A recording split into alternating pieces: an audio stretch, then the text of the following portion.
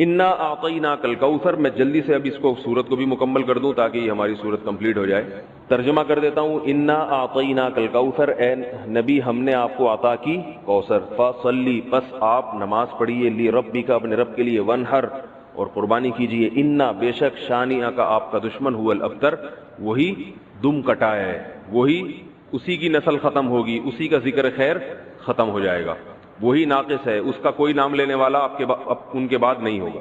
سمجھ رہے بات کو؟ اس صورت کا میں شان نزول بتا دیتا ہوں آپ کو، کچھ اس کی فضیلت کیا ہے اور اس کی تفسیر کیا ہے. یہ آپ کو تحریری شکل میں مل جائے گی، لہذا لکھنے کی ضرورت نہیں ہے. ٹھیک ہے؟ جیسے سورہ فلق اور سورہ ناس کا خلاصہ مل گیا نا آپ لوگوں کو. کس کس کو ملا ہے؟ سب کو مل گیا؟ آپ کو نہیں ملا؟ نیٹ سے دیکھ لیں، مل جائے گا انشاءاللہ. کب سے بھیجا ہوا ہے؟ اس کے بعد اذا جاء نصر اللہ قل یا ایھا الکافرون، ان صورتوں کے بھی آپ کو خلاصے سورہ اخلاص کا مل جائے گا انشاءاللہ. تو یہ جو بھی بتا رہا ہوں یہ بھی تحریری شکل میں آپ کو دے دیا جائے گا. اس صورت کا شان نزول یہ ہے کہ رسول اللہ صلی اللہ علیہ وسلم کو اللہ تعالیٰ نے حضرت خدیجہ سے دو بیٹے دیے تھے. ایک کا نام تھا قاسم اور ایک کا نام تھا ابراہیم. آپ صلی اللہ علیہ وسلم کی جتنی بھی اولاد ہوئی ہے صرف حضرت خدیجہ سے ہوئی ہے. حضرت خدیجہ کے علاوہ آپ کی اولاد کسی اور زوجہ سے نہیں ہوئی.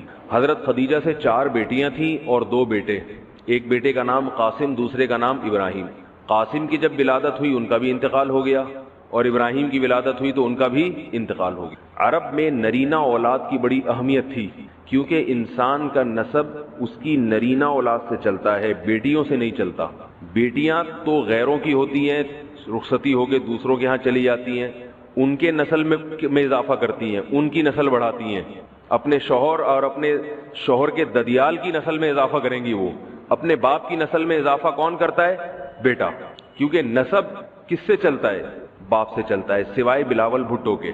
بلاول بھٹو کے بارے میں کہتا ہوں کہ بلاول بھٹو اسلامی تاریخ، غیر مسلموں کے ہاں تو ماں سے چلتا ہے جو نیچر کے خلاف ہے، لیکن اہل اسلام میں، اسلامی تاریخ میں سوائے بلاول بھٹو کے آج تک کوئی ایسا شخص پیدا نہیں ہوا جس کے نسب اور خاندان ماں سے چلتا ہو.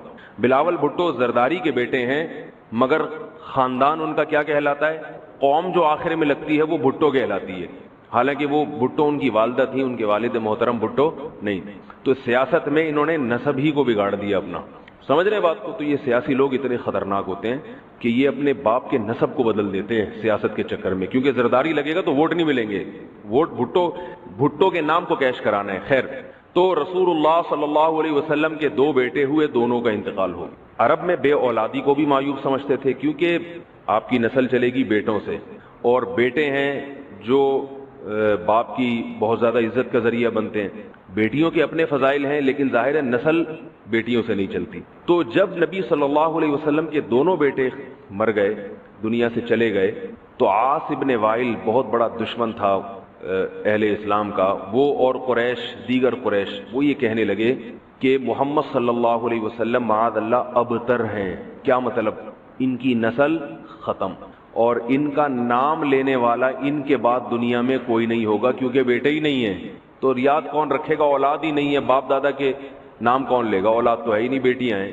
سمجھ رہے بات کو؟ آپ صلی اللہ علیہ وسلم کو اس طعنے سے تکلیف ہوتی تھی، تو اس پر یہ صورت نازل ہوئی کہ اے نبی، آپ کا ذکر ختم نہیں ہوگا، آپ کی روحانی اولاد بہت ہوگی. باقی اللہ نے آپ کو بیٹا کیوں نہیں دیا، یہ دیا تو اٹھا کیوں لیا، اس کی حکمت ایک اور مقام پہ بیان کی گئی ہے، وہ میں بتاتا ہوں آپ کو بعد میں. لیکن بتایا گیا کہ اے نبی، آپ کا ذکر ختم نہیں ہوگا، بلکہ یہ جو کہہ رہے ہیں نا کہ آپ کو خیر نہیں ملی، ابتر اسے کہتے ہیں جس کے نسل میں یا جس کو، کیونکہ جس کی اولاد نہیں ہے نا اس کو یہ سمجھا جاتا ہے، اور حقیقت بھی ایسے ہی ہے کہ بہت بڑی خیر سے محروم ہو گیا. وہ بڑھاپے میں خدمت کے لیے نہیں ہے، کاروبار سنبھالنے کے لیے کوئی نہیں ہے، دین کے مشن کو آگے لینے کے لیے، چلانے کے لیے نہیں ہوگا، اور تذکرہ نسل میں نہیں ہو سکے گا. تو یہ ساری بھلائیوں سے انسان محروم ہو جاتا ہے. تو نبی کو تسلی دی گئی، انا اعطینا الکوثر، اے نبی ہم نے آپ کو خیر کوثر کہتے ہیں خیر کثیر کو، بہت زیادہ بھلائیاں ہم نے آپ کو عطا کر دی ہیں. کوثر سے نہر کوثر تو ہے، لیکن کوثر کا جو لغوی مطلب ہے، ڈکشنری میں جو مطلب ہے وہ کیا ہے؟ اصل میں حوض کوثر کو نہیں کہتے، بلکہ کسے کہتے ہیں؟ خیر کثیر. اے نبی ہم نے آپ کو خیر کثیر عطا کی ہے، جس میں کیا ہے؟ نبوت، عزت، آپ کا قیامت تک تذکرہ ہوتا رہے گا. یہ ساری چیزیں ہم نے آپ کو عطا کر دی ہیں، لہذا ان کے تانوں سے پریشان ہونے کی ضرورت نہیں ہے۔ ان کے نرینہ اولاد ہوگی تو بھی ان کا تذکرہ نہیں ہوگا، اور آپ کے نرینہ اولاد نہ ہو کے بھی آپ کی روحانی اولاد قیامت تک باقی رہے گی، اور آپ کا تذکرہ بہت زیادہ ہوتا رہے گا۔ یہ خیر کثیر ہم نے آپ کو عطا کی ہے۔ پھر اسی خیر کثیر میں سے ایک خیر حوض کوثر بھی ہے، جس کا نام کوثر اس لیے رکھا گیا کہ وہ ایک پانی کی نہر ہے جو نبی صلی اللہ علیہ وسلم کو قیامت کے دن دی جائے گی، اور آپ صلی اللہ علیہ وسلم خود بھی اس سے پئیں گے اور اپنے امتیوں کو بھی اس سے پلائیں گے۔ اس پانی میں بھی اللہ نے خیر کثیر رکھی ہے۔ وہ خیر کثیر کیا ہے وہ ابھی انشاءاللہ میں بتاؤں گا۔ تو اس کا مصداق یعنی یہ آیت منطبق ہوتی ہے حوض کوثر پر بھی، ٹھیک ہے؟ تو یہ تو اس کا شان نزول ہے کہ اللہ نے بتا دیا کہ یہ جو آپ پر طنز اور طعنے کر رہے ہیں یہ لوگ ہیں جن کی نسل ہے ختم ہونے والی، ان کا نام لینے والا کوئی بھی نہیں ہوگا۔ بڑے بڑے سرداروں کے نام تو لیا جاتا ہے ان کا آج، لیکن اچھے جذبے سے نہیں لیا جاتا، ان کا نام برائی کے طور پہ لیا جاتا ہے۔ یہ تو اس سورت کا ہو گیا شان نزول۔ اس سورت کی فضیلت کیا ہے؟ حدیث میں آتا ہے، صحابہ کہتے ہیں کہ ہم بیٹھے ہوئے تھے رسول اللہ صلی اللہ علیہ وسلم کے ساتھ مسجد میں، آپ صلی اللہ علیہ وسلم پر ایک دم کچھ غنودگی سی طاری ہوئی، بے ہوشی کی کیفیت طاری ہوئی جیسے وحی میں ہوتی تھی۔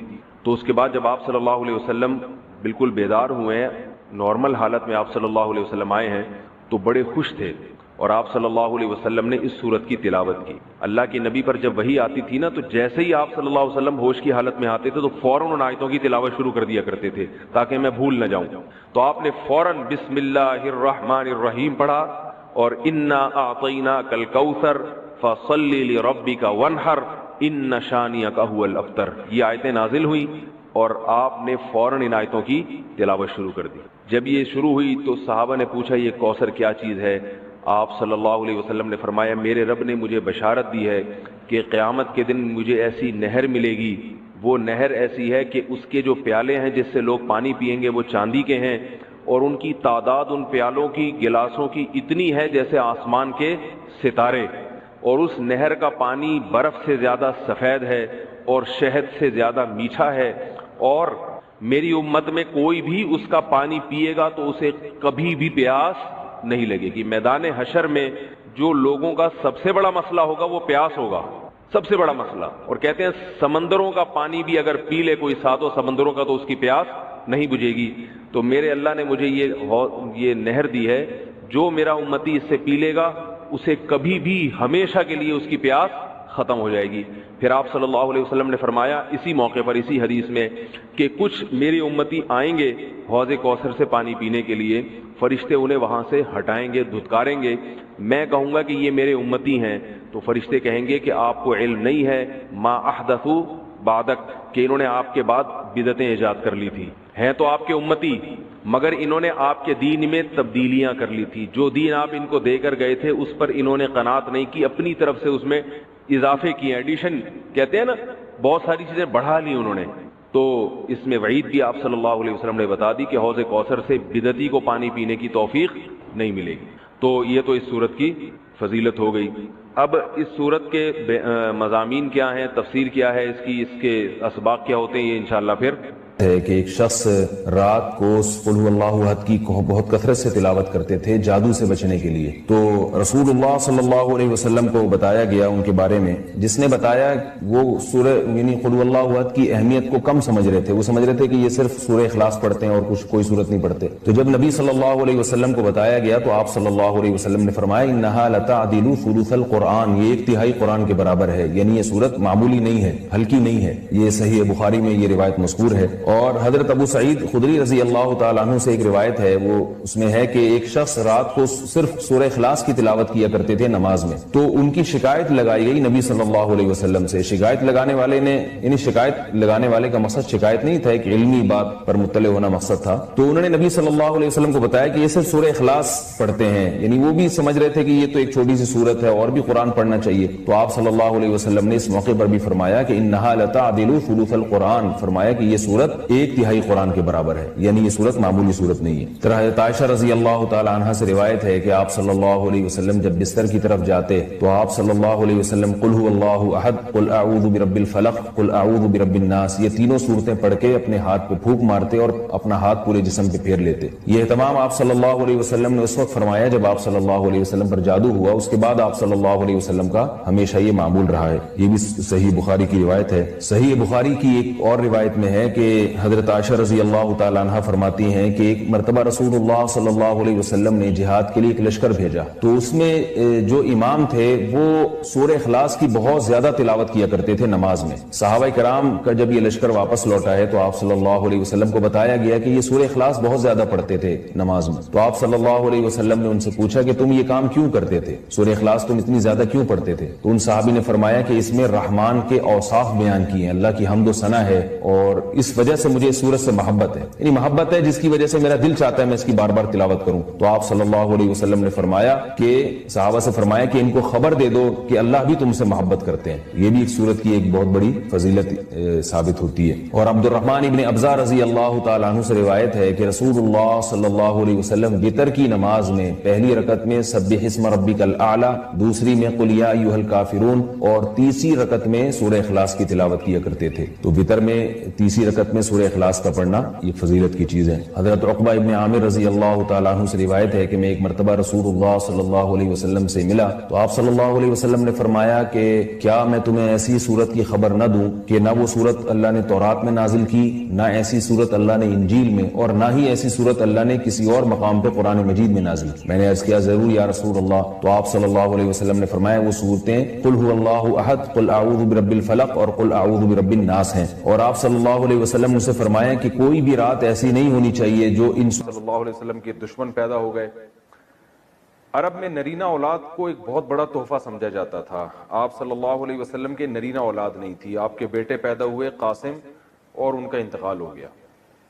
तो इस पे जो है ना मुशरिकीन मक्का ने ये शोर मचाना शुरू कर दिया कि देखो ये तो अबतर है माज़ अल्लाह, यानी इनकी तो नस्ल ही खत्म हो रही है, इनका तो असर ही खत्म हो जाएगा और जो दीन ये लेकर आए हैं इनके दुनिया से जाने के बाद वो दीन खत्म हो जाएगा। क्योंकि अमूमन ऐसा होता है कि बाप के जाने के बाद बेटे जो है वो कायम मकाम बनता है और वो उसी विजन को लेके आगे चलता है। तो इनको यहाँ वैसे भी लोग फॉलो नहीं कर रहे हैं मक्का में और इनकी अपनी कोई औलाद भी नहीं है, यानी नरीना औलाद भी नहीं है, क्योंकि नस्ल तो नरीना औलाद से चलती है।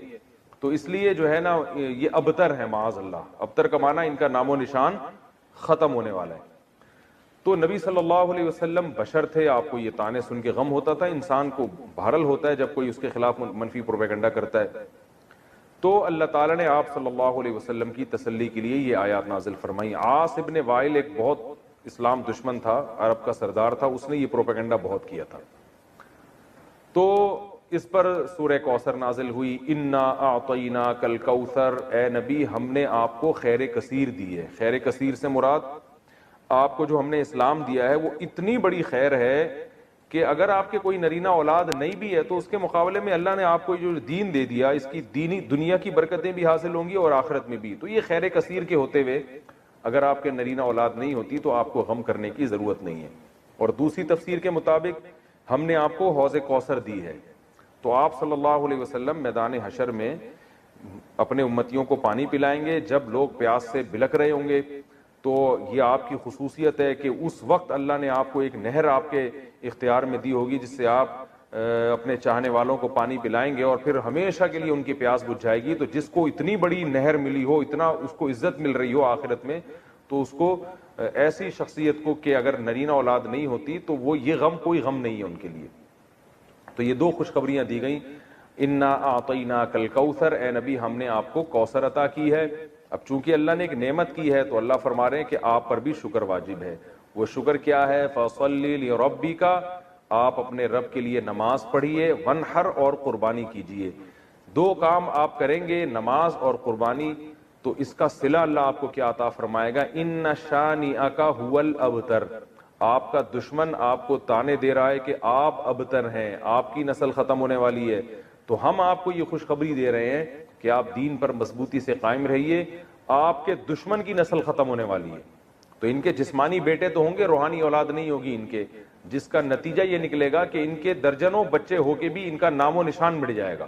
باپ دیکھیں عرب کے بہت اولاد ہوا کرتی تھی, لیکن آج ان عرب کے سرداروں کا نام لینے والا کوئی بھی نہیں ہے. نہ ابو جہل کو پوچھا جاتا ہے, نہ ابو لہب کو, نہ عاص بن وائل کو. تاریخ میں ان کا تذکرہ ایک برے عنوان سے, برے نام سے کیا جاتا ہے. کوئی ان کو عزت دینے والا نہیں, حتیٰ کہ ان کی اولادیں بھی آگے جا کے مسلمان ہو گئیں, انہوں نے بھی اپنے باپ دادا کا ذکر چھوڑ دیا. تو یہ اس صورت میں اللہ تعالیٰ کا ارشاد ہے. اچھا, اب اس میں جو کچھ علمی باتیں ہیں. نمبر ایک کہ اللہ تعالیٰ نے جب بھی کسی پر کوئی انعام کیا ہو, احسان کیا ہو, تو اللہ تعالیٰ چاہتے ہیں کہ اس کا تم شکر ادا کرو. تو اسی وجہ سے آپ صلی اللہ علیہ وسلم کو اس صورت میں خطاب کیا گیا کہ ہم نے آپ کو جب کوثر عطا کی ہے تو آپ اللہ کے بندے ہیں, لہذا آپ پر بھی اللہ کا شکر ادا کرنا واجب ہے. پہلی بات تو یہ پتہ چلی. دوسری بات یہ پتہ چلی کہ شکر ادا کرنے کا طریقہ ہمیشہ سے وہی ہوگا جو اس صورت میں بیان کیا ہے, ایک نماز اور ایک قربانی. نماز ہمیشہ یاد رکھیں کہ لیبل ہے جسمانی عبادت کا, اور قربانی لیبل ہے مالی عبادت کا. کیونکہ جب آپ جانور, عرب میں اونٹ جو ہے نا یہ بہت قیمتی مال تھا, تو اتنے قیمتی مال کو کاٹ دینا یہ بہت بڑی قربانی سمجھی جاتی تھی. تو مطلب کیا ہے کہ آپ نے اللہ کو راضی کرنے کے لیے اپنے جسم کو بھی کھپانا ہے جیسے کہ نماز میں کھپایا جاتا ہے, اور اپنے مال کو بھی قربان کرنا ہے جیسے کہ قربانی میں کیا جاتا ہے. تو مراد صرف نماز اور قربانی نہیں ہے, بلکہ یہ ایک لیبل ہے. اور قرآن کا یہ طریقہ رہا ہے کہ وہ جزیات کے ضمن میں اصول اور قاعدے بیان کرتا ہے, مثالوں سے پورا ایک جو ہے نا لا بیان کرتا ہے, قانون بیان کرتا ہے. تو یہاں بھی ایک قانون بیان کیا جا رہا ہے کہ شکر کا دو طریقے ہیں, ایک جسمانی عبادت بھی اور مالی عبادت بھی. مال بھی خرچ کرنا ہے اور جو ہے جسمانی عبادت بھی کرنی ہے. اب تمام جسمانی عبادتیں اس میں آ گئیں, کیونکہ نماز سب سے اہم ہے اس لیے اللہ نے اس کو ذکر کیا. اس میں روزہ بھی آ گیا, اس میں حج بھی آ گیا, اور اس میں جو کچھ بھی ہم اللہ کے لیے اپنے جسم کو کھپاتے ہیں سب کچھ آ گیا. اور مال میں تمام مالی عبادتیں آ گئی, زکوٰۃ بھی آ گیا, فطرانہ بھی آ گیا, اور اللہ کی مخلوق کو اللہ کو خوش کرنے کے لیے اللہ کی مخلوق کو کھانا کھلانا, یعنی ہر وہ عبادت جس میں قربانی کا عنصر ہو. تو قربانی یعنی مالی قربانی کا عنصر ہو. تو مالی قربانی جو ہے وہ غریبوں کو کھانا کھلا کے بھی حاصل ہوتی ہے, رشتہ داروں پہ خرچ کرنا اور ضرورت مند کو قرضہ دینا, یہ تمام کی تمام چیزیں اس میں داخل ہیں.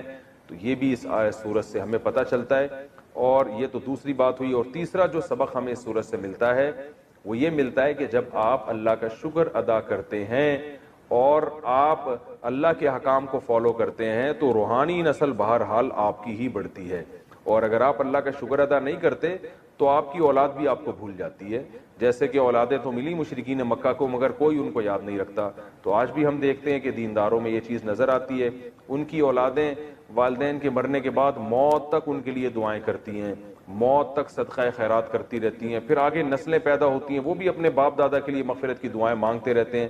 لیکن جو زیادہ نام نہاد لبرل لوگ ہیں وہ اپنی اولادوں پہ بڑا خرچ کرتے ہیں, مگر ہم دیکھتے ہیں کہ جب ان کے والدین کا انتقال ہوتا ہے تو اولادیں چند دنوں میں ان کو بھول جاتی ہیں. جتنا دین سکھایا ہوگا آپ کی اولاد آپ کو اتنا ہی یاد رکھے گی, اور آپ کی نسلیں آپ کو اتنا ہی یاد رکھیں گی. اور جتنا آپ نے اپنی اولاد کو دین سے دور کیا ہوگا تو آپ کی اولاد وراثت تو دبا کے لے گی, آپ سے سارے فائدے اٹھائے گی, مگر آپ کو یاد نہیں رکھے گی. تو یہ صورت میں ہمیں سبق ملتا ہے. اللہ فرماتے ہیں کہ جو لوگ ڈپریشن کا شکار ہو جاتے ہیں, جلد بازی میں فیصلے جلد بازی میں کرتے ہیں, ان میں تدبر نہیں ہے, غور و فکر نہیں ہے, تو لیکن کچھ علامتیں اپنے اندر پیدا کر لو تو تمہارے اندر سے جلد بازی, جس جلد بازی کے نتیجے میں ڈپریشن ہوتی ہے, خودکشی کے خیالات آتے ہیں, یعنی زندگی سکون کی گزرے گی تمہاری.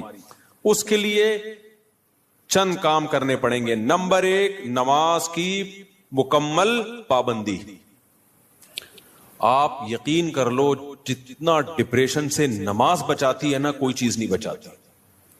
اسٹریس اور ڈپریشن کی 20 گولیاں ایک طرف, جس کا نماز میں دل لگ گیا نا بس اس کی زندگی مزے کی بن جاتی ہے.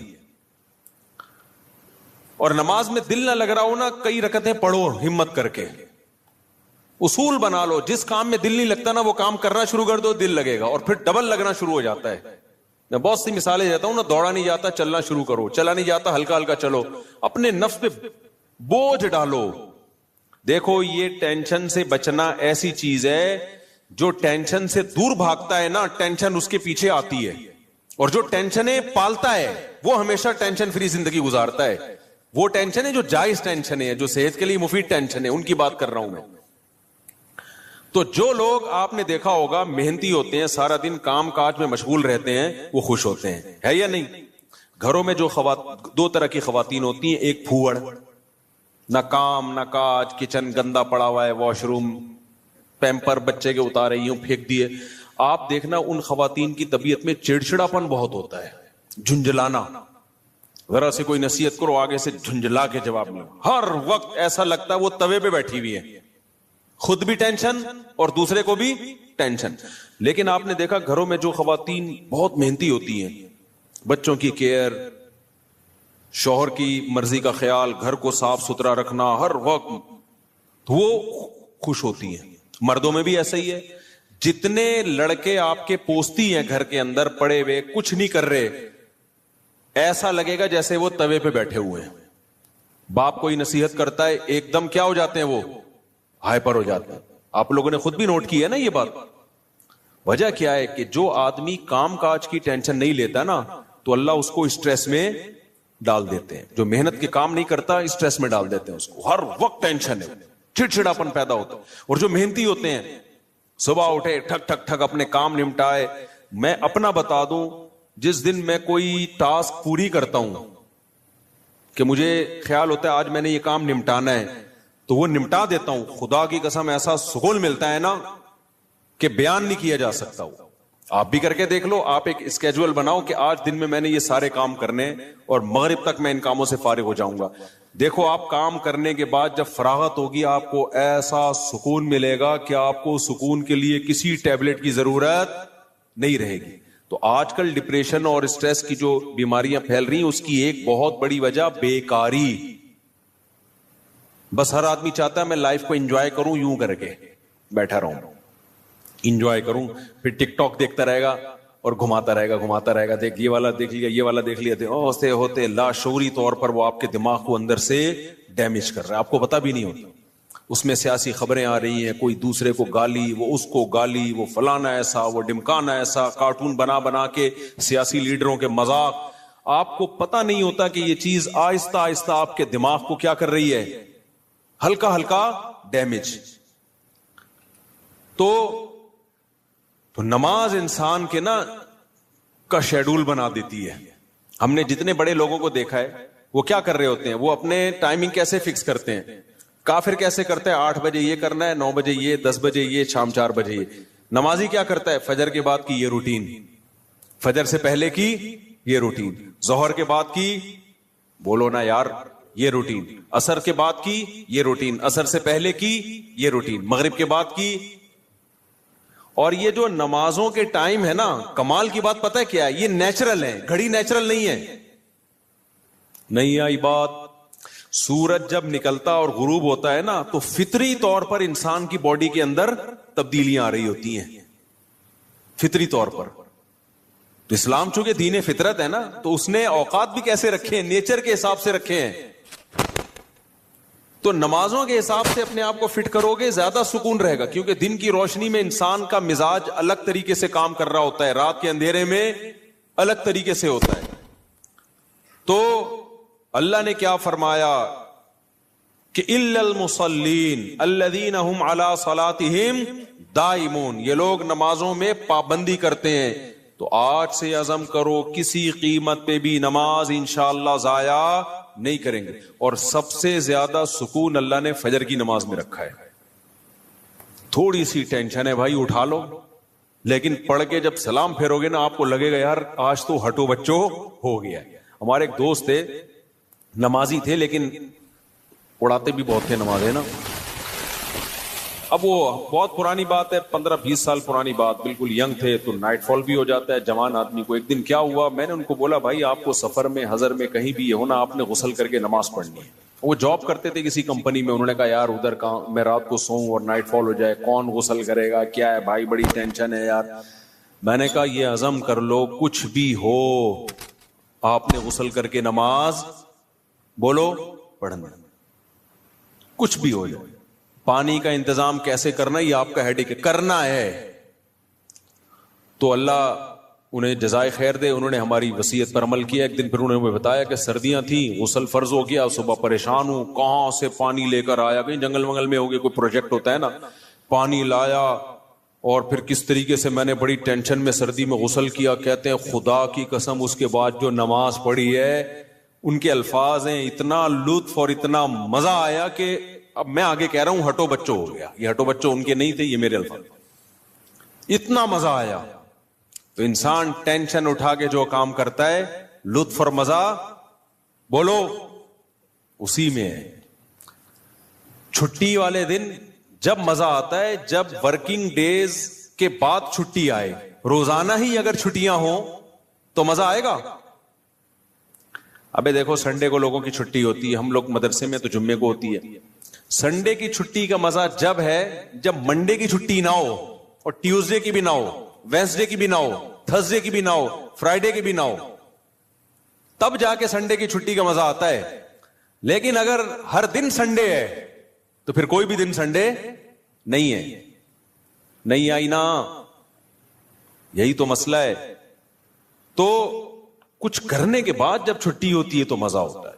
چھٹی چل رہی ہے, پاگل ہو جائے گا آدمی. ہمیں یاد ہے پورے سال میں نا مدرسے میں ہماری 2 مہینے کی چھٹیاں ہوتی تھیں, اب بھی 2 مہینے کی ہوتی ہیں. لیکن طلب علمی کے دور میں تو بہت ٹف لائف تھی ہماری, پورا ہفتہ مدرسے میں رہنا پڑتا تھا ہمیں. ہم لوگ جمعرات کو عصر کی نماز کے بعد نکلتے تھے, چھٹی ہوتی تھی جمعرات کو. عصر کے بعد 1.5 سے 2 گھنٹے میں گھر پہنچے, رات ہو گئی. 1 ہفتے بعد پہنچے, اور اگلے دن عصر ہم نے مدرسے میں پڑھنی ہوتی تھی, تو چند گھنٹے کی چھٹی. یہ روٹین جب پورے سال ہوگی تو جب 2 مہینے کی چھٹیاں آنے والی ہوں گی تو خوشی سے کیا عالم ہوگا, کیا عالم ہوگا نا خوشی سے. تو ایسی خوشی ہوتی تھی یار, ابھی 2 مہینے تک بالکل ہی ویلے ہونے والے ہم. اتنی خوشی ہوتی تھی کہ 1 مہینہ پہلے سے خوشی میں نیند اڑ جاتی تھی کہ چھٹی آنے والی. لیکن اس روٹین کے بعد, لیکن اگر یہ روٹین کے بعد وہ 2 مہینے کی چھٹی نہ آتی بلکہ چھٹی کے بعد چھٹی آتی تو سوائے اسٹریس اور ڈپریشن کے کچھ بھی حاصل بولو نہیں ہوتا. یہ میں پوری تقریر آپ کو سمجھانے کے لیے کر رہا ہوں کہ اپنے آپ کو پریشانیوں میں, یعنی ورک کی ٹینشن میں, کاموں کی ٹینشنوں میں ڈالو گے تو سکون ملے گا, اور اگر صرف سکون کی خاطر فارغ رہنا سیکھو گے تو سکون نہیں ملے گا آپ کو. سکون ہمیشہ کام کے لوگوں کو ملتا ہے, خوش رہتے ہیں, بھاگتے دوڑتے لوگ ہمیشہ خوش رہتے ہیں. اور جو پڑے ہوئے ادھر گٹر کے ڈھکن پہ بیٹھ گئے, گپے مارنا شروع کر دی جیسے کراچی کے لونڈے لپاڑے کرتے ہیں, یہی ہو رہا ہے. بیٹھے تو اٹھ ہی نہیں رہے, نہ نماز کے ٹائم پہ اٹھ کے جا رہے ہیں, کچھ بھی نہیں, بیٹھے ہیں. آپ کیا کر رہے ہیں, پان سے ایک پیک نکال کے ادھر پھینکی, پھر اٹھ کے گھر گیا, وہاں تھوڑی سی ابا سے صلواتیں سنی, سو رہا ہے تو پھر ٹک ٹاک پہ لگ گیا, لگے پوری رات گزر گئی. پھر اپنی مرضی سے سو گیا, پھر اٹھ گیا, پھر جب سوتے سوتے تھک گیا تو اٹھ گیا. تھک گیا تو کیا ہو گیا, اڑ گیا. اب کیا کریں, وہی کریں جو کل کیا تھا, دوبارہ سے اسی ڈھکن پہ جا کے بیٹھو. ہو سکتا ہے 2-4 بے وقوف ابھی بھی وہیں بیٹھے ہوئے ہو, پھر دوبارہ ڈھکن پہ جا کے. گٹر کے ڈھکن تو جو چوری ہونے سے بچ گئے ہیں نا, وہ یہی والے ڈھکن ہیں جن پہ لوگ آ کے بیٹھتے ہیں, باقی تو سارے چوری ہو گئے. اب حضرت مفتی تقی عثمانی صاحب کی عمر ماشاءاللہ کافی ہو گئی ہے, لیکن صحت عمر کے لحاظ سے بہت اچھی. حالانکہ اتنی بزی اور اتنی ٹف لائف گزاری ہے انہوں نے, 8 گھنٹے مطالعہ کا معمول رہا ہے ایک دور میں. لیکن ہم جب بھی حضرت سے ملتے ہیں حضرت خوش طبع ہیں, تو حضرت بہت خوش مزاج ہیں. حالانکہ اتنا مصروف آدمی تو دیکھنے میں لگتا ہے خوش مزاج ہو ہی نہیں سکتا. جتنے میں نے دیکھے نا مصروف, میرے شیخ حضرت مفتی رشید احمد صاحب بہت بزی رہتے تھے. حضرت تو اتنے بزی تھے, حضرت فرماتے تھے کہ اپنی زندگی کا شیڈول ایسا بنانا چاہیے کہ ایک بوتل میں پانی بھرا ہوا ہے, بوتل میں کیا ہے, پانی بھرا ہوا, اور ڈھکن لگا دیا آپ نے.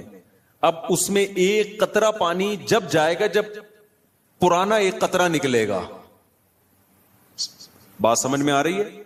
ایک قطرے کی بھی جگہ نہیں ہے. ایک قطرہ جب اس میں جائے گا جب ایک قطرہ پہلے سے اس میں نکالا جائے گا. تو فرمایا اگر یہ قطرہ زیادہ قیمتی ہے تو پرانے قطرے کو نکالو, اس قطرے کو ڈالو. یہ قطرہ پرانے قطرے سے زیادہ قیمتی نہیں ہے تو اسی کو رہنے دو, لیکن ہوگا, ریپلیس ہی ہوگا, نیا آئے گا, پرانا نکلے گا. تو تو فرماتے تھے کہ اپنے زندگی اپنے جو 24 گھنٹے کے اوقات کو اس طرح سے بوتل میں پانی کی طرح بھر دو کہ اب آپ کوئی اگر کام کرنا چاہتے ہو تو پرانا کوئی کام ڈسٹرب ہوگا تو پھر نیا کام ہوگا. نہیں آئی بات میرا خیال. جیسے ابھی جو روٹین چل رہی ہے نا پبلک کی, وہی کیا چل رہی ہے, کوئی بھی نیا کام کرنا چاہیں تو کر سکتے ہیں کیونکہ پرانا کوئی کام کوئی کر ہی نہیں رہے. 10 کام مزید شروع کر سکتے ہیں کیونکہ فارغ ہی فارغ ہیں. جبکہ ہمارے حضرت کا کیا تھا کہ حضرت نے اگر کوئی نیا کام کرنا ہے نا, کوئی بھی, جیسے کسی کتاب کا مطالعہ کرنا ہے تو پہلے سے جو کام ہو رہا ہے نا اس کا ناغہ کرنا پڑے گا. تو پھر اس میں کمپیئر کیا جائے گا کہ پرانا کام زیادہ قیمتی ہے یا نیا کام. یعنی کاموں کا حرج تو ہوگا کیونکہ 24 گھنٹے مصروف ہیں تو کام کا حرج تو ہوگا, لہذا نئے کام کے لیے ٹائم نہیں ہے. نیا کام اس میں جب داخل ہوگا جب نیا پرانے سے بھی زیادہ امپورٹنٹ ہوگا. مثال کے طور پر 24 گھنٹے آپ کا ایک اسکیجول ہے, ایک شیڈول ہے. اب نیا کام کیا ہے, آپ کی بچی بیمار ہے, ایمرجنسی میں ہاسپٹل لے کے جانا ہے, لیکن آپ کا وہ مطالعے کا ٹائم ہے یا ورزش کا ٹائم ہے یا اور کوئی بزی یا جاب کا ٹائم ہے. تو اب آپ کیا کرو گے بھائی, نقصان تو ہوگا, آفس کا ناغہ ہوگا, ناغہ تو ہوگا, لیکن اب یہ کام ان تمام کاموں سے زیادہ اہم. بچی کی جان تو بچانی ہے نا, یا اپنی جان ہو یا بچی کی جان ہو. تو اس طرح سے ہونا چاہیے. آپ کہہ سکتے ہیں لو بھائی یہ تو زندگی کا مزہ ہی کرکرا ہو جائے گا, 24 گھنٹے اپنے آپ کو ایسا بزی بنا کے رکھو, یہ تو انسان نہیں, یہ تو گدھا ہو گیا نا. میں سمجھا پا رہا ہوں اپنی بات جو میں بیان کر رہا ہوں, مجھے لگ رہا ہے آپ کے چہروں سے ایسا لگ رہا ہے کہ شاید میں سمجھا نہیں پا رہا. بھائی آپ کہیں گے کہ ہمیں اپنے آپ کو خوش رہنے کے لیے, شریعت پہ چلنے کے لیے 24 گھنٹے ہمیں اپنے آپ کو کیا رکھنا ہے, بزی رکھنا ہے. تو یہ تو انسان نہیں, یہ کیا ہو گیا بھائی, گدھا. تو گٹر کا ڈھکن کہاں گیا اس میں, تو زندگی کا مزہ ہی کرکرے ہو گئے. تو دیکھو 24 گھنٹے بزی رکھنے کا مطلب یہ نہیں ہے کہ مطالعے میں, پڑھائی میں اور ہر وقت ایسے کاموں میں جس سے تھکاوٹ ہی ہو, بلکہ اس میں تفریح بھی, وہ بھی ضروری کاموں میں داخل ہے.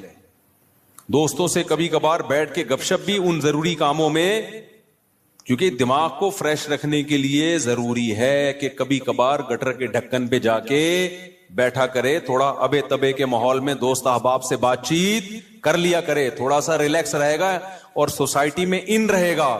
کیونکہ جو بالکل سوسائٹی سے کٹ کے بالکل ہی پپو بن جاتے ہیں نا, وہ دنیا میں کسی کام کے نہیں رہتے, وہ کسی کام کے نہیں رہتے دنیا میں. لیکن اس کا ایک ٹائم ہو. میں اپنے دوستوں میں ایسے لوگوں کو جانتا ہوں, ہمارے ساتھ گپ شپ تھی ان کی گپ شپ بھی ٹائم سے ہوتی تھی. اس وقت وہ ہم آج وہ بہت بڑے عہدوں پہ پہنچے ہوئے ہیں.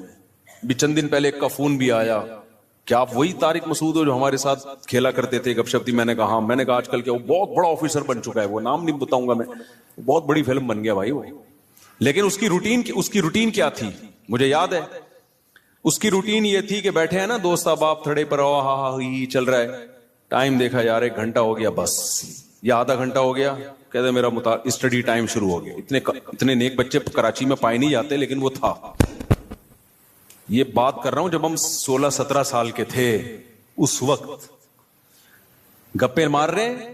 ایسے بھی نہیں ہے کہ گپ شپ ہی نہ ہو دوستوں کے ساتھ, یہ بھی نہیں ہے. اور یہ بھی نہیں ہے کہ بیٹھے ہیں تو بیٹھے ہی ہیں, نا نا نا نا. اس نے ٹائم ایک بنایا ہوا تھا, گھر کا ماحول ایسا تھا نا.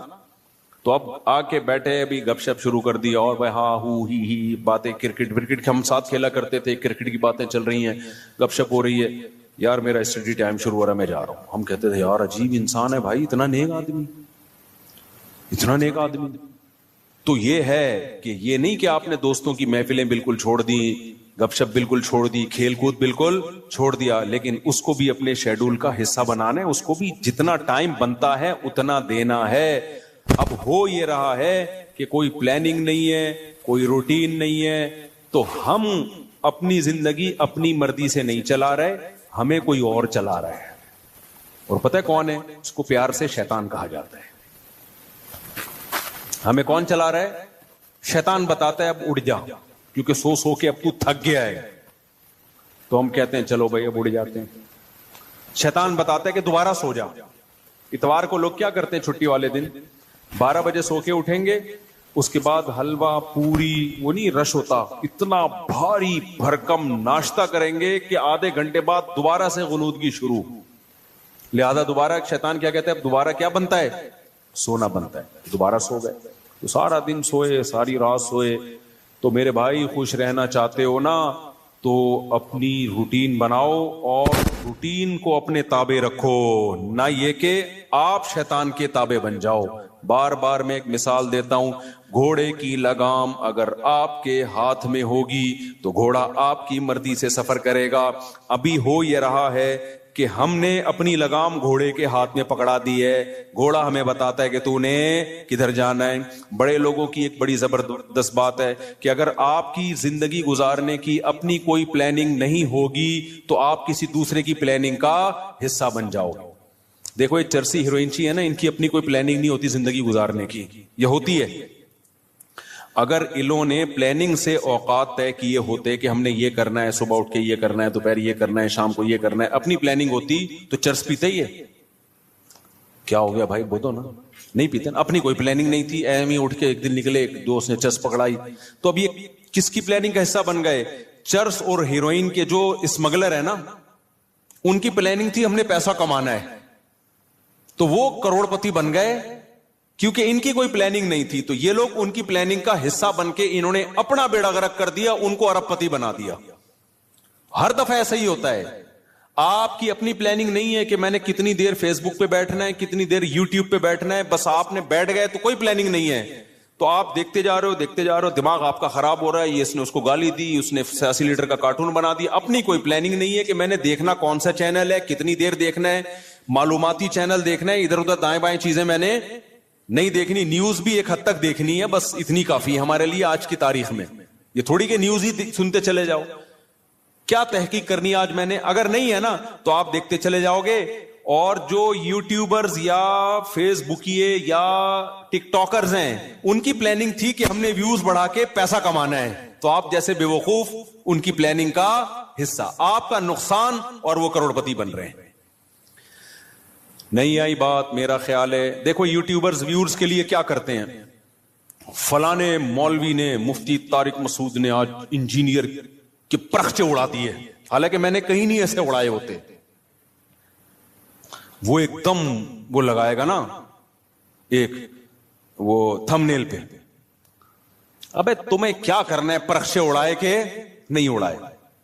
تمہیں کسی مسئلے کی تحقیق کرنی ہے, کسی خاص مسئلے کی, تو تم اس مسئلے کو دیکھو. یار مفتی طارق مسعود نے اس مسئلے طلاق کے مسئلے کی تحقیق کرنی ہے, یا اور کوئی مسئلہ, یار اس پہ میں سرچ کر رہا ہوں, مجھے ضرورت ہے, یا یہ کاروبار حلال ہے یا نہیں ہے, میں ڈراپ شپنگ کرتا ہوں, اب ڈراپ شپنگ ہے حلال, چلو مفتی طارق مسعود ڈراپ شپنگ لکھ کے سرچ کرو. یہ آپ کی پلاننگ ہوگی, اس میں آپ کو فائدہ ہوگا. لیکن ہو کیا رہا ہے, یوٹیوبر اٹریکٹ کرنے کے لیے تھم نیل پہ عنوان لگائے گا, مفتی طارق مسعود دوبارہ جہلم. کل ایسا ہی ہوا, میرے سامنے آتا ہے, میں نہیں دیکھتا کہ یار میں, حالانکہ میں دیکھ سکتا ہوں نا کہ کیا کہا ہے بھائی اس نے. کل ایک میرے سامنے سے ویڈیو گزری, اس پہ لکھا مفتی طارق مسعود دوبارہ جہلم پہنچ گئے. میں کراچی میں بیٹھ کے دیکھ رہا ہوں, میرا بھی دل چاہ رہا تھا نا میں کلک کروں, کیا خیال ہے یار میرے بارے میں جھوٹ کیوں بولا, کیا بولا, لیکن میں نہیں کیا کلک. میں نے کہا وہ بے وقوف ہے, ہم تھوڑی بے وقوف ہیں بھائی, ہمیں پتہ ہے جھوٹ ہے. جھوٹ آگے ہو سکتا ہے اندر جو مضمون ہو وہ یہ ہو کہ جانا چاہ رہے تھے لیکن نہیں گئے, ہو سکتا ہے یہ لکھا ہوا اس نے, یہ لکھا ہوا ہو, لیکن سچ لکھا ہے جھوٹ لکھا ہے, میں کیا کروں گا, میرا تو ٹائم ویسٹ ہوگا نا, میں کام کی چیز دیکھوں نا. لیکن میں نے ویوز دیکھے پبلک کا رجحان دیکھنے کے لیے کہ پتہ نہیں کتنے ویوز آئے ہوئے تھے اس پہ, اور جا کے لے کے کمنٹس میں گالیاں دی ہوں گی لوگوں نے کہ بھائی کیا کر رہا ہے, جھوٹ کیوں بول رہا ہے. لیکن آپ کی جب اپنی کوئی پلاننگ